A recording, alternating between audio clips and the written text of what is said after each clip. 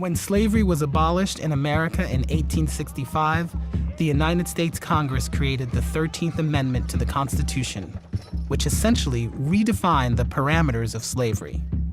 Neither slavery nor involuntary servitude, except as a punishment for a crime, whereof the party shall have been duly convicted, shall exist in the United States. This clause has allowed Americans to continue to enslave Black people and poor people for over 150 years. Today, America has the highest incarceration rate in the world. Our jails and our prisons are mostly filled with poor people and people of color. When someone is convicted and moves from jail to federal or state prison, the government now has legal access to them as a workforce. These prisoners work for almost nothing, making road signs or mattresses or just about anything the government decides. The Eastern Correctional Facility is one of the oldest prisons in New York. Here, many of the prisoners are enrolled in a prison labor program where the inmates work for far below minimum wage. Some people see these programs as a good thing, training inmates for skills they can use when they're released, while others see it as modern-day slavery. Many of your speed limit signs, your stop signs, your no U-turn signs, all the road signs you're seeing as you drive down the road on any typical journey, they make many of them right here. So what do they get paid? The pay rate ranges from about 15 cents an hour up to 65 cents an hour.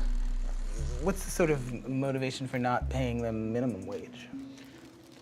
Well, wage and inmate pay rate is set by regulation, but you have to understand, a minimum wage employee in the community, that's assuming that they're meeting all the financial demands of perhaps maintaining a household, a family, and all the attendant fiscal responsibilities there. Purchasing of groceries, the housing costs, transportation costs, healthcare costs.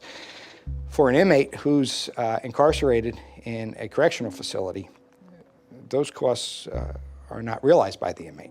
For time spent within the penal system, inmates will accumulate fees averaging $13,600. Their families suffer huge financial losses in lost wages.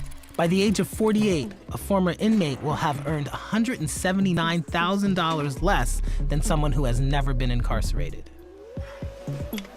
Every time that prisoners have gone to court seeking to be paid for their labor, seeking to be compensated for their labor, the court's response is, you're slaves of the state. Those are the exact words of court after court after court for the last 120 years.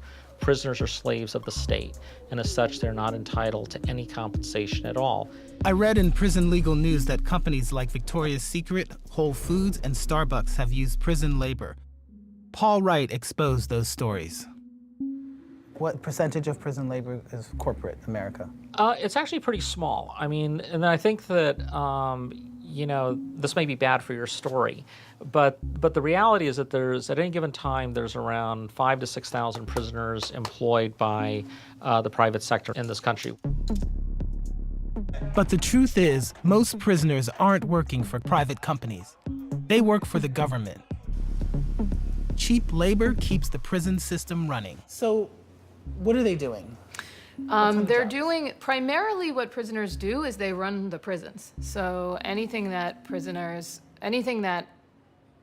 has to get done in a prison, unless it's security related, usually prisoners are doing it. So they're doing plumbing, they're doing maintenance, they're doing custodial and janitor services, cleaning, they're cooking food, they're serving food.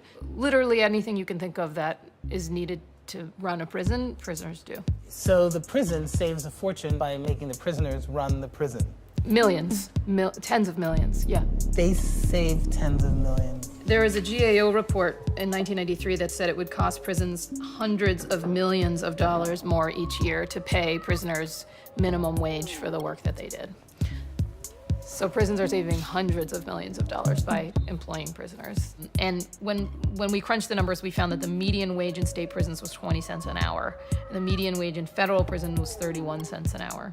And in a number of states, they don't pay anything at all. What? Yeah, oh yeah. In Texas, Georgia, Arkansas, and Alabama, prisoners are not paid for their work at all.